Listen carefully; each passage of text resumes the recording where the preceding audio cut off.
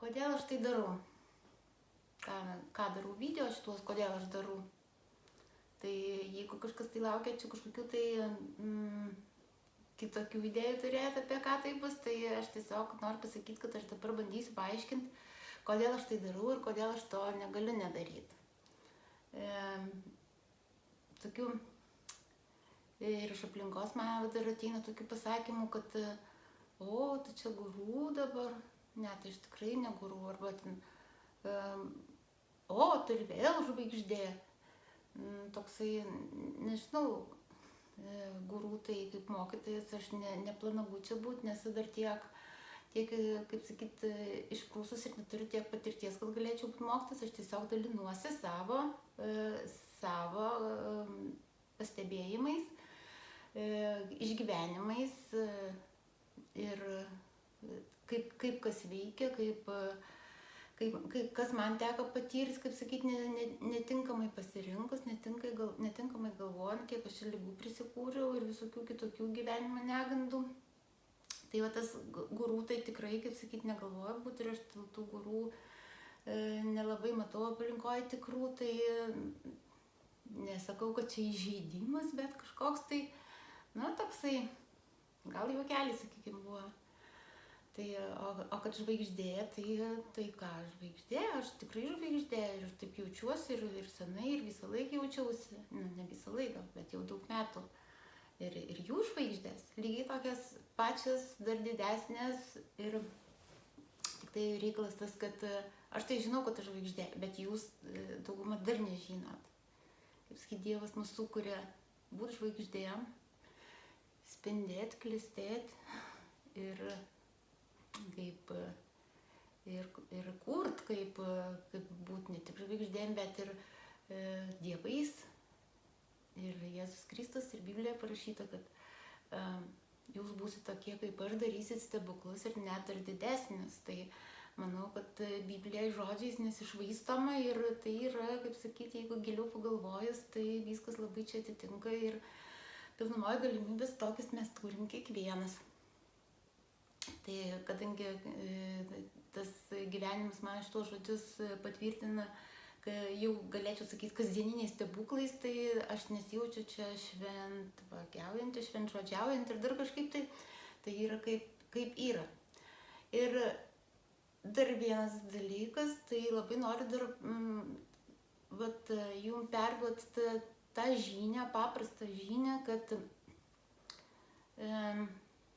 jūs perkat brangius kursus, savipagalbų, tenai, nesakau, kad jūs visi kur klausot, bet daugumoje, man aplinkoje, žmonės perka tuos savipagalbų kursus, Facebook'e matom reklamuojama jų begalybę ir tenai visokių, ir kaip iškišti ten kažkokią tai reklamą parduoti, ir kaip tenai santykiai su vyru, ir santykiai su visa aplinka, depresija, tenai, ir kaip lengvai uždirbti, ir kaip būti laimingu, tenai, žodžiu, receptų begalės.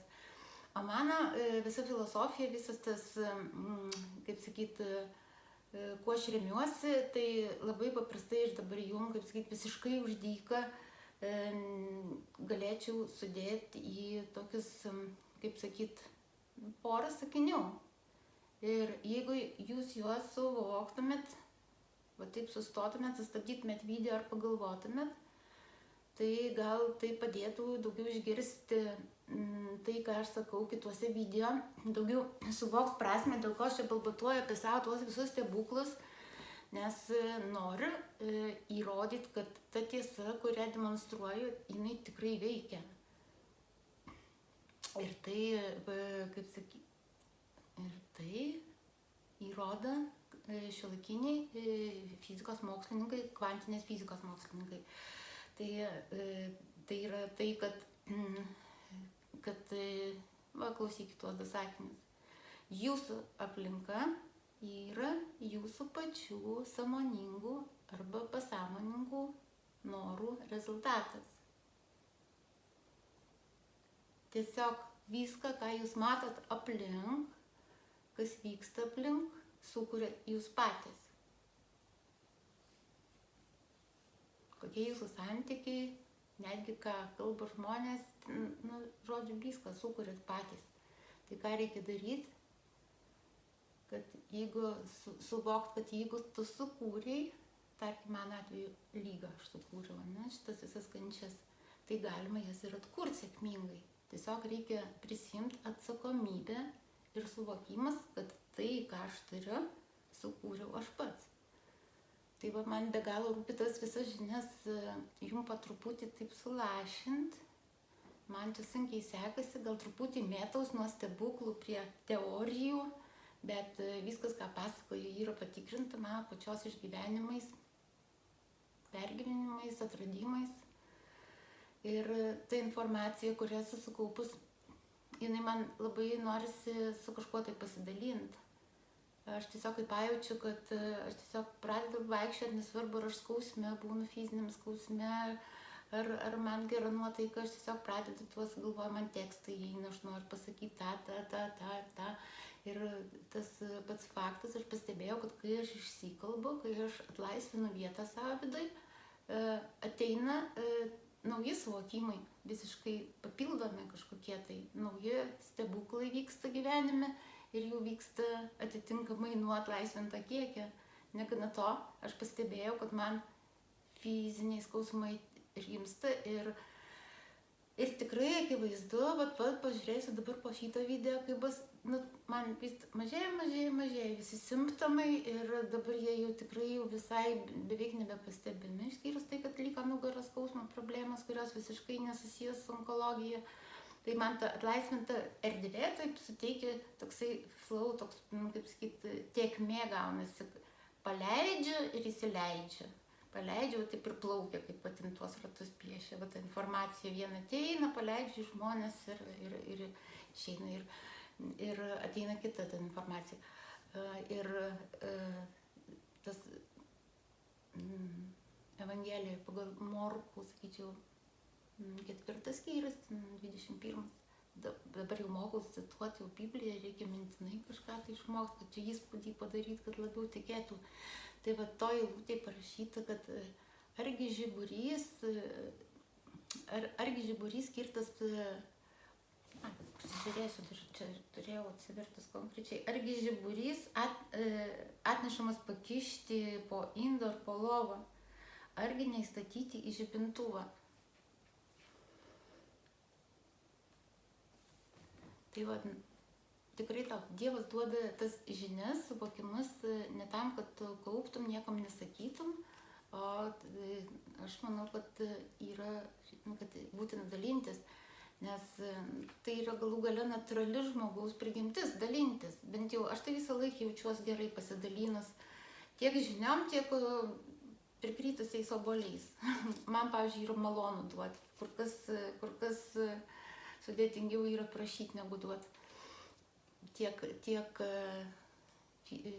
materialių daiktų, tiek patarimų, kitą kartą karūną sunku nusimti ir kad kažko nežinai prisipažinti. Tai va, tokie dalykai. Ir ta idėja, kad aš noriu tuos daryti video, jau man senai kirbėjo, aišku, čia susiklostė aplinkybės, kad aš išdrįsau tai padaryti papildomas, pačiam pirmam savo pasirodymį Facebook live transliacijoje, aš jau sakiau, kad šiandien aš turėjau būti pasimatymė, bet įsijungiau kamerą ir nutariau pradėti gyventi kitaip ir iš naujo, tai iš tuo metu turėjau būti, kaip sakyti, pirmą chemoterapiją turėjau važiuoti. Ir tiesiog apsisprendžiau to nedaryti. Tai ir pradėjau daryti dabar šitos video ir viskas vyksta toj, kaip sakiau, tiekmėj toj visoj ir aš neturiu kažkokių tai planų, tenai nuo tada ir tada tą pasiekti, tą padaryti, kažkur tai pradėti uždirbti, važinėti į ten visokius Karibus ar kur ten važiuoju į Balį su grupėm ir neturiu jokių planų, kaip sakyti, mano mokytis, kurį aš pasirinkau, bet jisai nepasirinko dar manęs, gal kada ir pasirinks. Kaip jisai sakė, daryk tai, ką nori daryti, o bus, kas bus. Tai aš jau ir anksčiau tai darydavau, ne veltui gal mane lygindavo su iš to kūrinio Vėjų nublokšti su Skarlete, kad aš visą laiką nekuriu planų, kaip kažką tai sutvarkyti, padaryti, aš tiesiog palieku, kad tai susitvarkytų savaime. Ir pasąmoningai tiesiog jausdavau, kad tai vyksta geriausiai. Reiškia, neturiu planų, tiesiog užėjo momentas, kad aš noriu įjungti kamerą ir kažką tai papasakot. Aš jungiu ir pasakoju.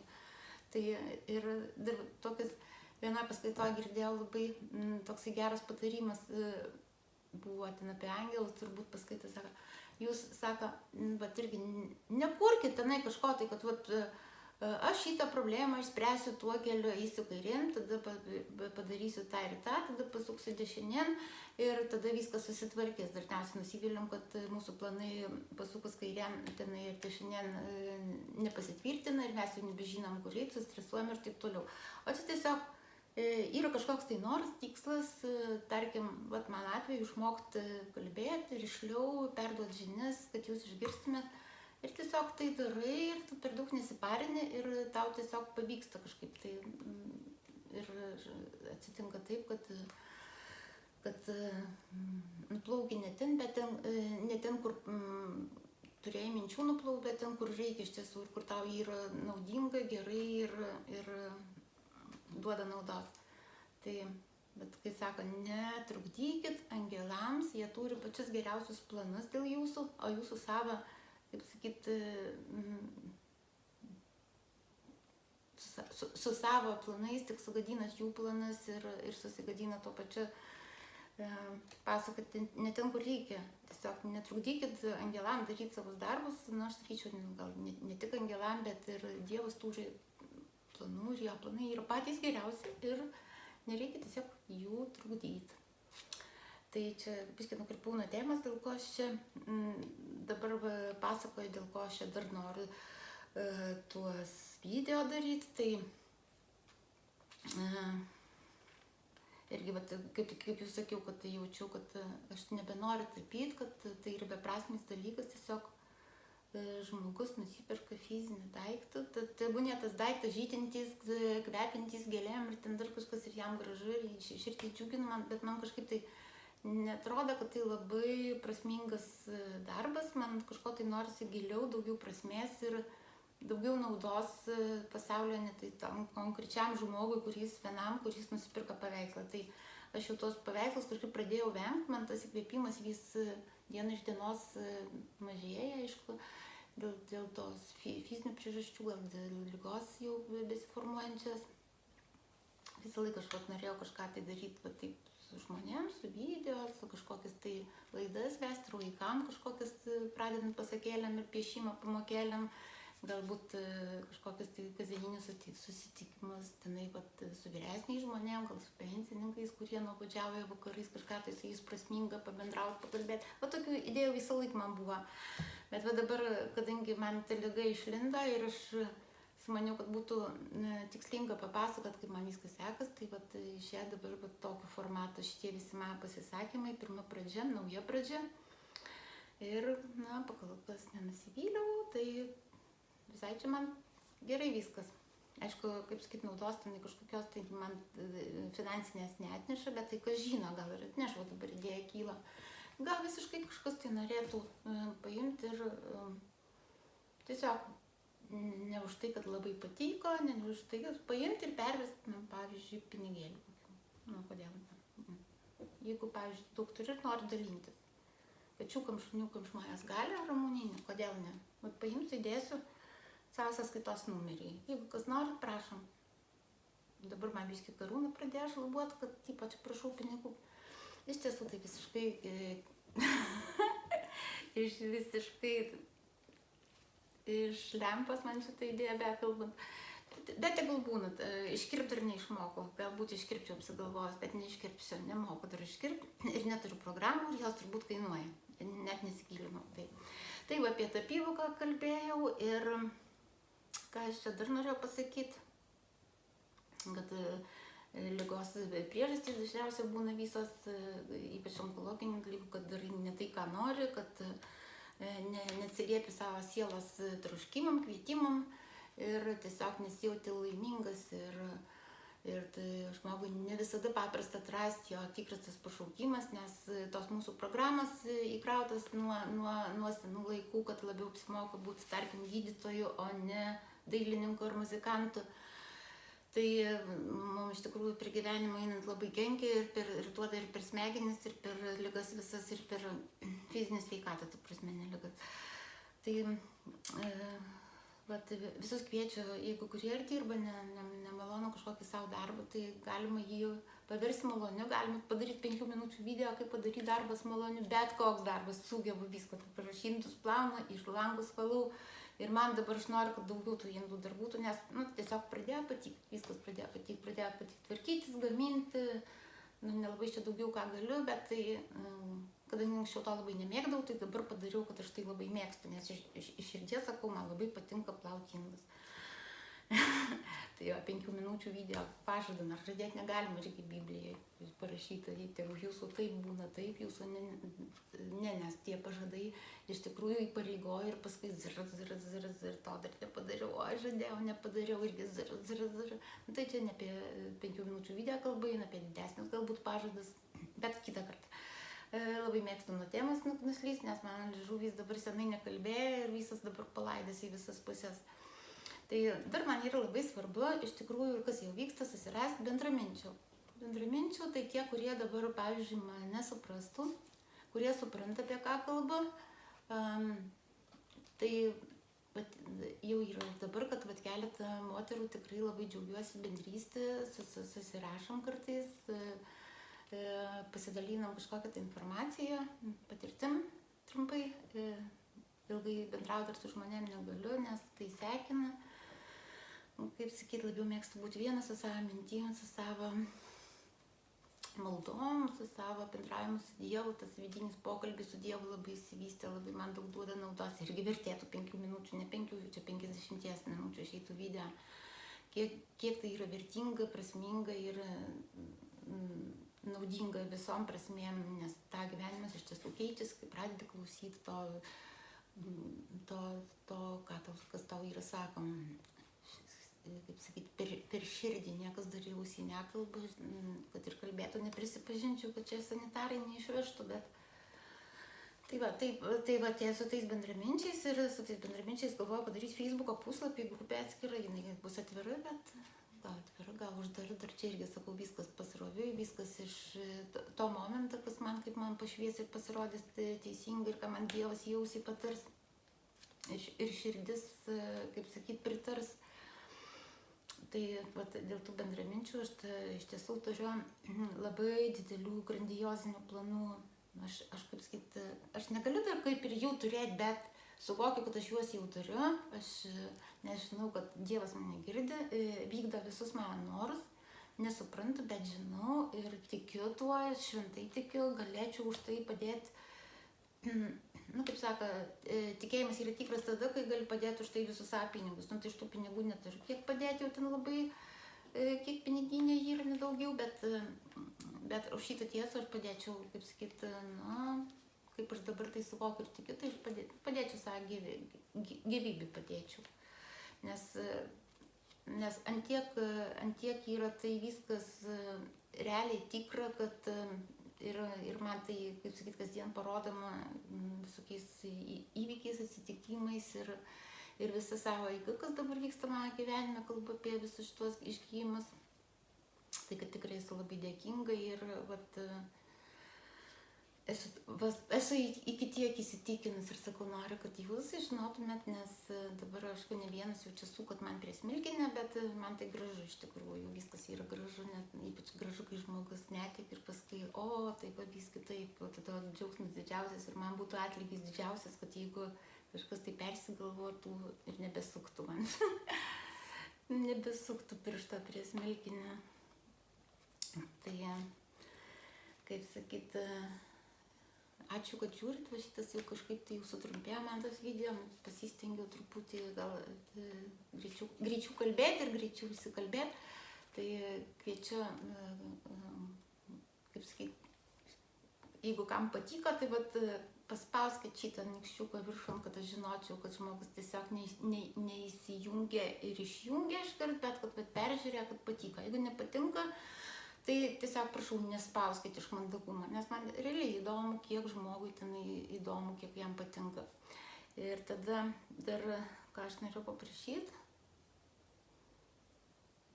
tai va, kam patinka, tiesiog sekit mane. Sekit mane, galbūt ne tas dalykas, kad sekit Facebook'e, bet nepaskui mane, aš nekviečiu sekti, nes, aš nesu Dievas, dar nesu, nes galiu nueiti ir netenai, tai sekti tikrai ir net nenoriu, kad sektumėt. Aš tiesiog kviečiu eiti kartu. Stebėti šituos video, paskelbsiu, kada bus sukurtas tas Facebook puslapis, grupė, gal mes susitikinėsim gyvai, pokalbius, vakarais kokiais. Tai tiek šį kartą. Spauskit like, jeigu tika.